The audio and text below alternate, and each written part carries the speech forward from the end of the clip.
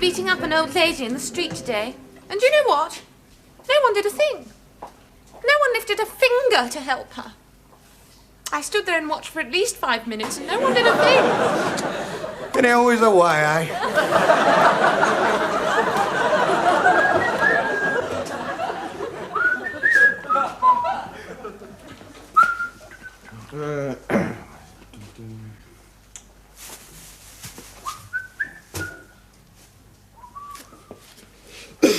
Huzzah! Oh, yes, I might have guessed.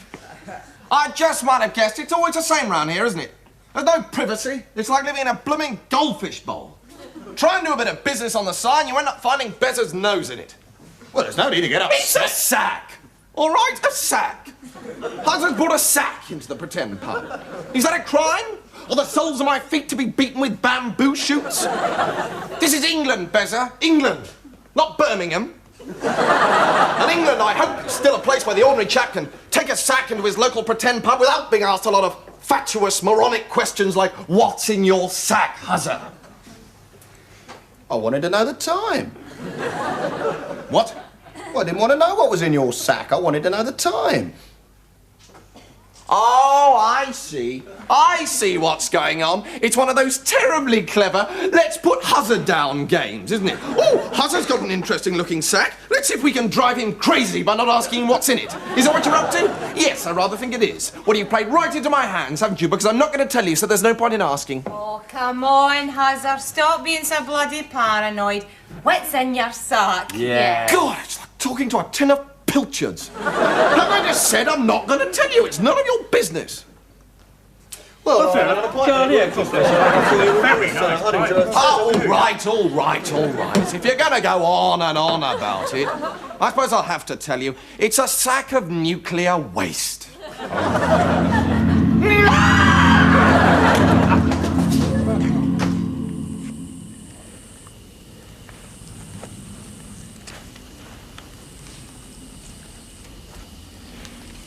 When will the soldiers come, Pepe? They will come when they will come, little one. Don't think I'm afraid, Pepe. I am not afraid of the soldiers. I know you're not afraid of the soldiers, Rabbit. Whenever I begin to feel afraid, I tell myself how much I hate the fascists. And then I'm not afraid anymore. My hatred gives me strength, Pepe. Is that wrong? We must all take our strength where we can find it. Hedgehog. I hate the fascists very much, Pepe. I hate the way they go on and on saying that they love you and they want you to share in their loving experience. That's not fascism, strictly speaking, is it? No, but the fascists do that and I hate it. Not very often. You seem to forget, Pepe, that I spent 4 months in the hands of the fascists, listening to their preachings, joining in their pathetic guitar songs. Ah, you're thinking of the flower people. What are you saying, Pepe? I am a flower person. No, you're a revolutionary. The fascists wear the funny uniforms and torture people, and it's the flower people who sing the songs and love each other.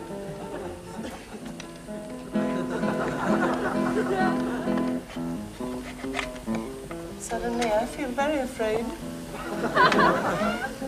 Please, Pepe, hold my foot.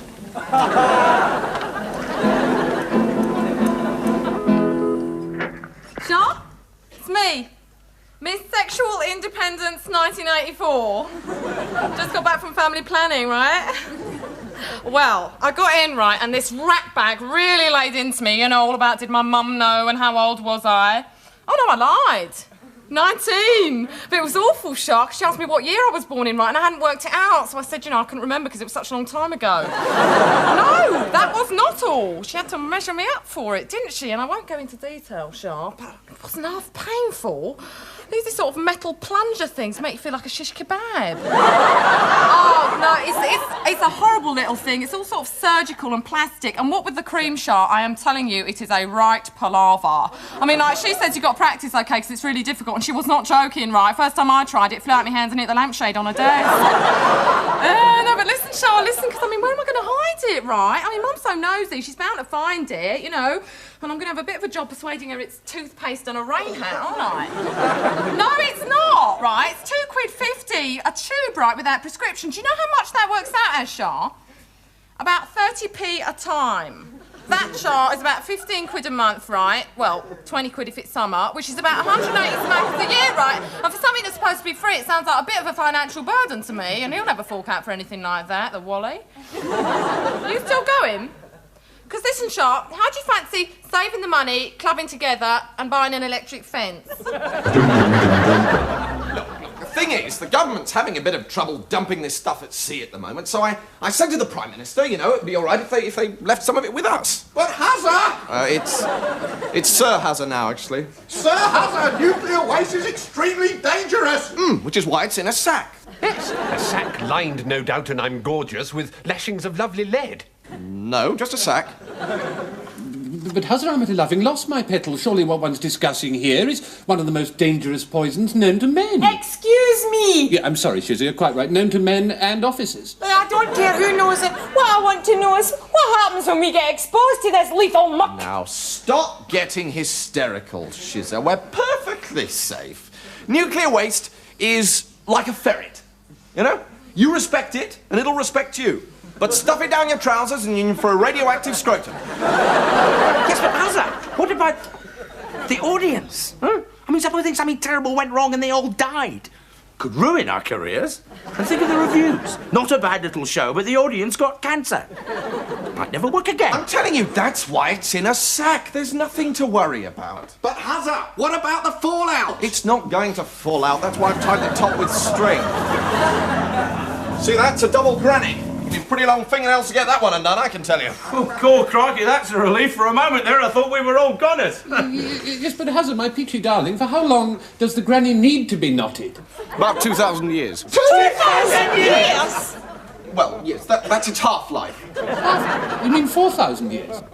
Yes. I've got 2 weeks panto next Christmas. Well, of course, if you refuse to do the tiniest little thing for your country... Yes, well, I think Hazza's being jolly public-spirited. After all, governments have to do something with their waste products. Yes, I remember the time when they simply used to pop them in the House of Lords. On the other hand, Hazza, it does seem a trifle smelly to have it dumped on us. I mean, Manchester's absolutely seething with poor districts. Why do they dump it there? It's security, Ezra. It's not really a woman's word, but I'm sure you'll understand. If the truth about this little lot gets out, the next thing you know is we'll have Neil Kinnock whining away about dead children not having enough to eat and so on. By putting it in here, in the pretend pub, you see, the government can be absolutely sure that the only people who are ever going to see it are us and our mothers. It's glowing! Of course it's glowing, you little moron. It's radioactive. True. Come in, come in, come in.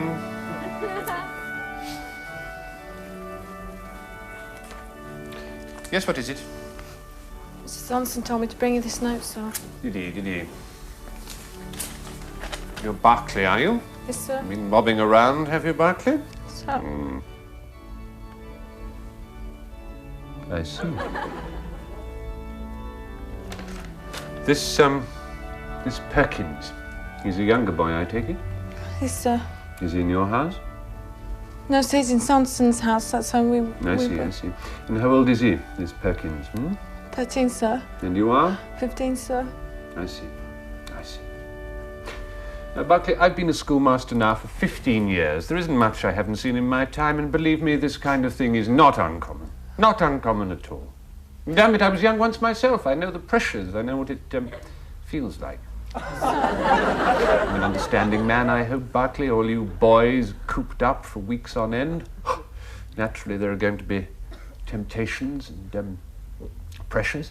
But Now, what I'm trying to say is that it's perfectly normal in a boy your age, and you mustn't feel ashamed. But, sir... No, Barclay, I hope this school doesn't teach you to feel shame for your own natural, boyish drives and, instincts.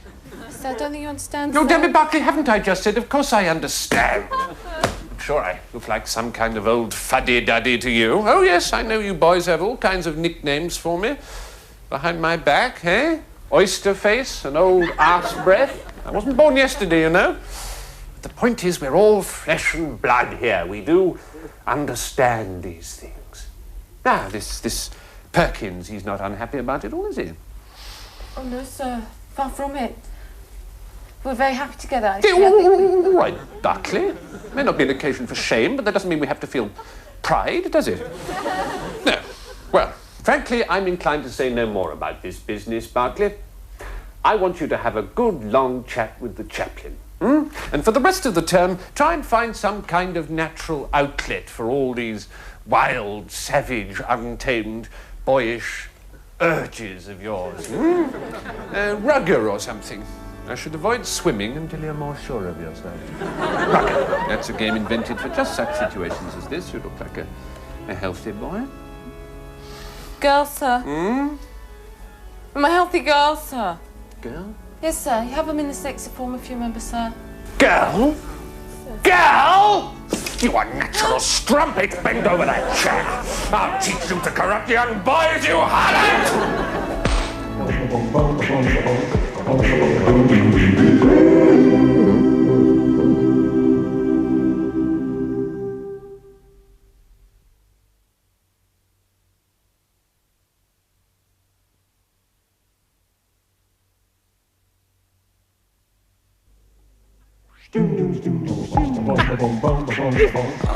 And cue the roadshow.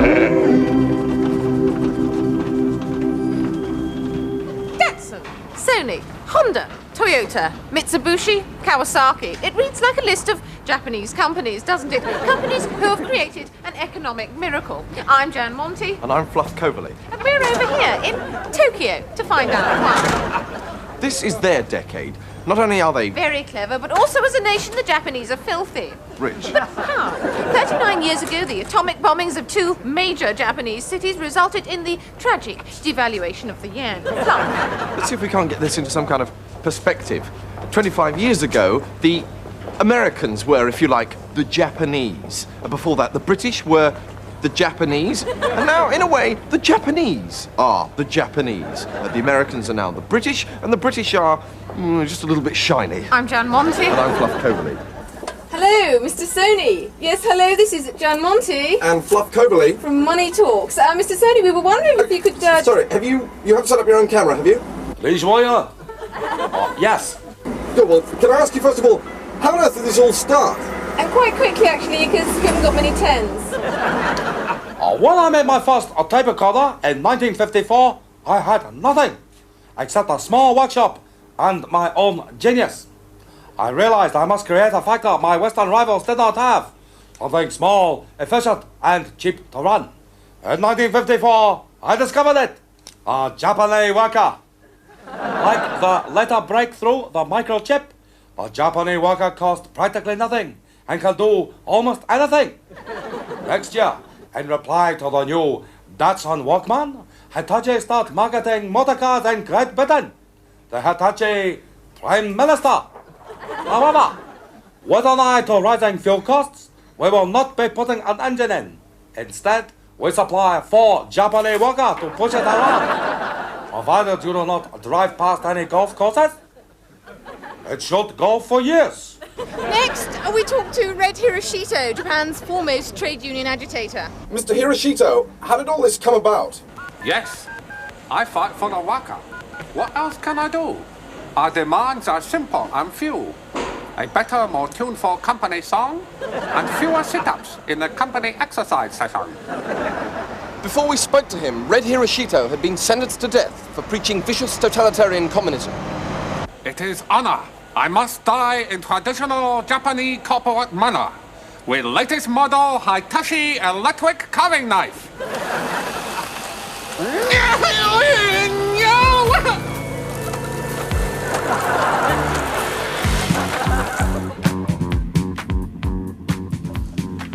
know what? I feel a bit rough. I hope those sacks are adequately fastened. Don't go in there, Ezra. Katie, he's coming! He's coming! Stop them! Didn't go it's enough to make you win. You'd have thought a peer would support you. I mean, it's different for the loony lefties. You don't expect any better. But Lord Stezzer, really... Your bums with the windy bobs are stand firm, boys. Well, I got another one. I must say the postman who delivered it didn't look at all... What's all this? They're traitors, Hazza. They've joined Greenpeace. Greenpeace? God, your naivety astounds me. Don't you realise that by putting up with a bit of nuclear waste, we're ensuring cheap lighting and nuclear weapons? Or do you want the Russians to walk in the dark? Particularly disappointed with you, Lord Stezzer. Yes, well, this is not a party issue, Hazza. It's purely a matter of conscience. I just cannot condone the indiscriminate dumping of nuclear waste in our areas of outstanding natural beauty. What, this old pretend set? I was referring to myself, Ezra. Stand by, Ezra. I'm going to break the line. Oh, no, you're not. Bye! Hazza! Stop it! Bye! Bye! Bye! Bye!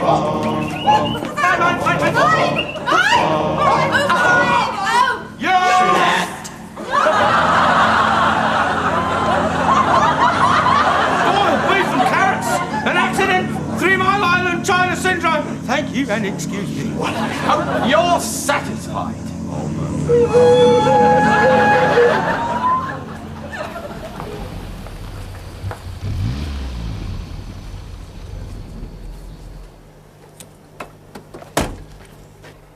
Mr. Lynch, good afternoon. Good afternoon. Can I introduce my wife? It's Mr. Ruxton. Mrs. Lynch, of course. We spoke on the phone, I believe. Do come on through. Pleasant drive down, I hope. Yes, thank you, under the circumstances. Yes, of course, this must be very painful for you both. Well, it certainly seems very peaceful here. It is, isn't it? Yes, yes. You may search from east to west, but there's none so peaceful as autumn rest. My wife is a little anxious not having seen the place, and of course, we're both concerned that we're doing the right thing. Well, now, of course, you see, that's a concern that does you both great credit, if I may say so. But I'm sure you need have no fear. Mrs. Roxburgh will be very happy with us here. Where is your good lady mother? Well, we thought we'd just lock her in the car for the moment until we had a wee chat with you. Lock her in? Yeah, in the boot. It's just a precaution. She still thinks it's an old people's home. Whatever else would she think, my goodness? Oh, quite. It's very convincing. No, it's just a precaution. Do we have crossed wires here, I'm wondering? Oh, no. You see, if Mother does get wind of anything, she could be off over the fields in a flash. And let me tell you, she can be a right devil to catch. Really? Very keen on orienteering. She'll keep on the run for weeks. Might I ask, how old is Mrs. Roxburgh? 49. 49. And there's another question there, isn't there? Is autumn rest necessarily the ideal place for her? You've been very highly recommended. Thank you, yes. But what I mean is, if she's only 49 and, as you say, evidently not 100% keen on coming to stay with us here, it does make our job that much more difficult, doesn't it? Especially if she's as physically fit as you say she is. Well, no, we don't expect you to fight her. No. We thought perhaps a wee something in her cocoa, falling masonry. Runaway tractor. Just an honest-to-goodness axe. Well... Am I to understand that you want your mother killed? There you are, dear. My wife was convinced you'd have some fancy name for it. But you do want her killed? Please. It's not a decision we've arrived at lightly, Mr. Ruxton. We wouldn't want you to think that. Oh, no, of course not. No. But what I'm wondering here is, have you properly and fully understood the purposes of a place like Autumn Rest? Now, Mr. Axton, we have had very good reports from the Favorings. You had old Mrs. Favorings dead within a week. But the cause of Mrs. Favering's demise was heart failure. In a week? Oh, from natural causes. Oh, yes. From natural causes? So you say. Well, what could be more natural than rushing into an old lady's room with a sheet over your head, eh? Now, where is the old bag? I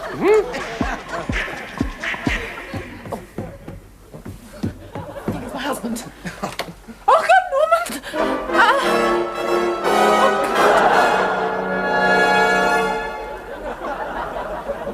God, isn't that awful?